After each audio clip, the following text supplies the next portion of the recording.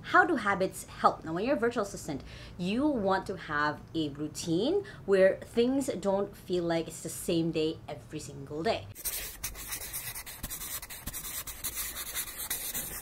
Hey there, welcome back to my YouTube channel. Now, my goal set at this video is to walk you through the process of creating habits as a virtual assistant and how to actually follow through with them. Now, if this is your first time on my channel, my name is Lai Lacaba. I've been working from home since I was 15 years old and now run my own virtual assistant company here in the Philippines, 2XU, and I post videos every Sunday and Thursday on how to work from home and how to run business from home, so make sure to hit the subscribe button right there so you don't miss any of my videos. Now, if you've stumbled upon this video and you have no idea what habits are or how they help, this video will hopefully walk you through that process, and a lot of this will be coming from the book Atomic Habits, which was honestly one of my favorite reads in 2021, and it's still something that I bring through and I teach a lot of people about. How do habits help? Now, when you're a virtual assistant, you want to have a routine where things don't feel like it's the same day every single day. You also want to make sure that as you're working from home, that you're taking care of yourself, your mental health, your physical health, and you're not just having the same day just go by and pass through, rather than being intentional about it. Because that's what having habits basically is you're being more intentional about your day, about your life, instead of just letting it pass by through. Now, the important thing that I want to go through in this video is to make sure that you guys understand the process of turning habits into routine that become essentially working you towards your goal. Now, in the last video that I did, I dived into how to create your goals for 2023. That's essentially how you can think of habits. Habits are a stair step to getting to your goal. So again, it's habits, and routine is basically just a cluster of habits.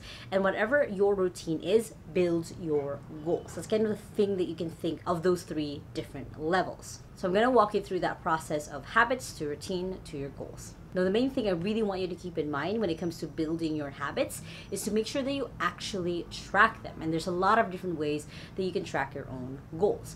One that I love using myself is just Notion. I just have everything built on there. It includes like having check marks for every single habit that I have and the dates that I want to be able to do them. It makes it super easy for me to have a zoomed out view of where my goals are at, my routine, my habits, if I'm able to follow through with them. Now, if you guys want to start using Notion, please use my link lianlai.com/Notion. It'll help support this channel. But essentially, the reason why Notion is really quick and easy for me is I can just do it on my phone. Like, as I'm going through my day, I'm able to check off my habits to see if I'm following my morning and my night routine. Other ways that I've tracked habits before is I use like a physical calendar where I will check things off. I used to do bullet journaling. There's a lot of different ways that you can track habits, but the main thing that you want to keep in mind of why you want to track it is to keep yourself accountable. You can use this as momentum moving forward as you keep doing your habits, as you're moving towards your goals, to be able to see the progress that you have come towards. And it then becomes part of your identity of like, hey, I'm someone who walks 10 minutes a day before I start everything else. Or, hey, I'm someone who works out 3 times a week. It becomes part of your identity, which makes it easier for you to keep on track with your habits. Now, I've always kind of said to a lot of my students that there's 4 types of habits that you want to create. One is movement. What's a habit that you can do every single day that you can move yourself, especially when you work from home? 2 is a study habit. How can you grow yourself every single day? It could be you have just a watch list on YouTube. For me, I read a lot of really good books. It could be that you're listening to audiobooks, but what's a quick and easy way? What's a habit that you can incorporate into your day that makes it easy for you to grow yourself in some way? The third one is the habit of resting, of just putting in at least like a lunch break of you not even working on your desk, but you're actually taking yourself out to lunch, or if you are making a home cooked meal, making sure it's not on your desk, making sure it's somewhere else where you're not looking at your work again. And of course, rest also goes into the habit of making sure that by 9 o'clock, you're shut off. You're not looking at any of your devices, you're not looking at work, you're just getting ready for bed. And the last kind of habit to create is your goal habit. Out of the main goals that you have in your year, pick one habit that will help you move yourself towards that goal. Say that one of your goals is to be able to travel, 3 times a year or 4 times a year. So then what is a habit that you can do? Whether that's creating itineraries for yourself, or that could be watching documentaries or movies about the places you want to go to, whatever that is, but there's a goal habit that you're moving yourself towards. Now, there's 2 routines that I really, of course, recommend that you do to be able to have your habits in the right place. Now, I'll start with the night routine. And when it comes to building your night routine, I'm starting here because honestly, it just makes your morning routine so much easier when you have your night routine down to a pat.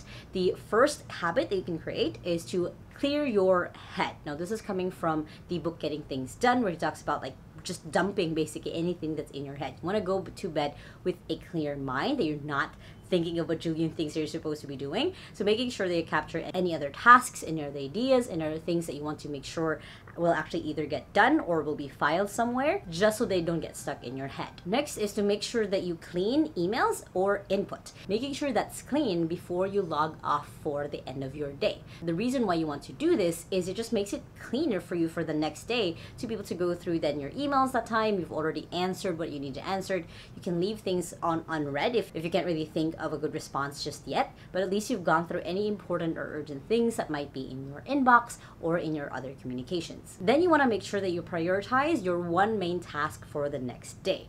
The reason why you want to do this at night is then you are able to be clear about this is the first thing I want to make sure it gets done tomorrow. So then it is already an intention that you've set and hopefully something you can follow through the next day. And the last thing is just doing what I call just a physical check of like, do you feel clean enough to go to bed? Have you had enough water for the day? Have you taken your vitamins? So kind of just doing a physical check of like, how am I doing today? How am I feeling?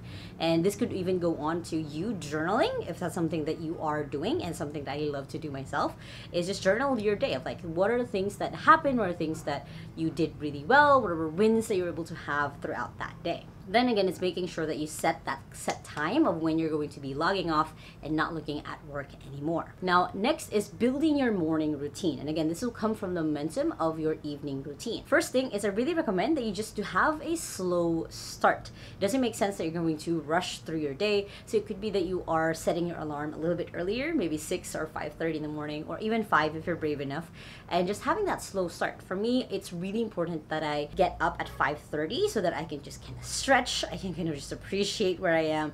I can kind of slow myself down, especially since I do tend to rush through the day. So I use that as like, okay, this is my slow start. I do meditation. I do a quick body scan to see where I'm at. And then the next thing is to journal. Now, what I mean by journal is it could be just a simple 5-minute journal. That's a quick and easy PDF that you guys can follow of just going through your things that you're grateful for, your intention for the day, your one thing, your one focus that you've set the night before, just kind of reminding yourself, and a little bit of just like how you're feeling and how you are looking forward to for the rest of your day. Next is I would love for you guys to have a little bit of a reading or a study session here. So like I said earlier, it could be just 10 minutes or it could be just one page out of the nonfiction book that you're reading to make sure that you are, again, you have that momentum of like, this is who I am. I'm a person who grows. I'm a person who studies in the morning. And then the next habit you can put in here is some way where you can move. So for example, for me, I work out every Monday, Wednesday, and Friday mornings. I do weights on our gym,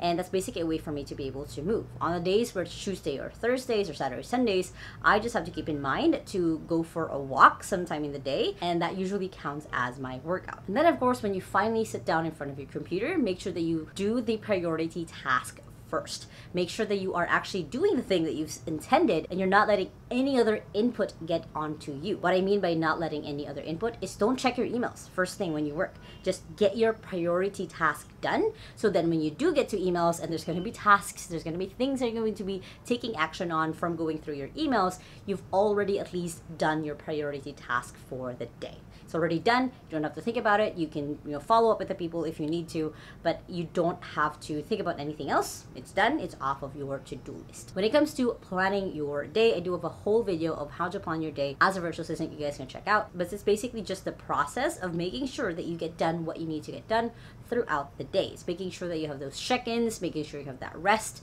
again, that movement of just making sure that you're reminding yourself that you are not just the job that you're working at. You are a whole person who has another life, who has a full life, and your work is just integrated into that. It doesn't have to be, finding that work-life balance. It's making sure that you find a way to just integrate the two instead of having them kind of separate in your head, because that'll just stress you out. And lastly, you want to make sure that you celebrate your win. This is something that's super important as you're building that identity of I am a person who does this, is just celebrating it. Like, oh yeah, I've just been able to work out like solidly 3 times a week for a month now. Or it could be like, hey, I've been able to do my gratitude journal for 10 times the usual times that I would do it before. Or hey, I was able to do this habit I've been wanting to do because I've been building my routine around it. So it could be anything else, but to keep in mind to just celebrate yourself whenever you do hit a milestone on any of your habits. If you hit a milestone on a goal that you had and you had just had the habits going towards it,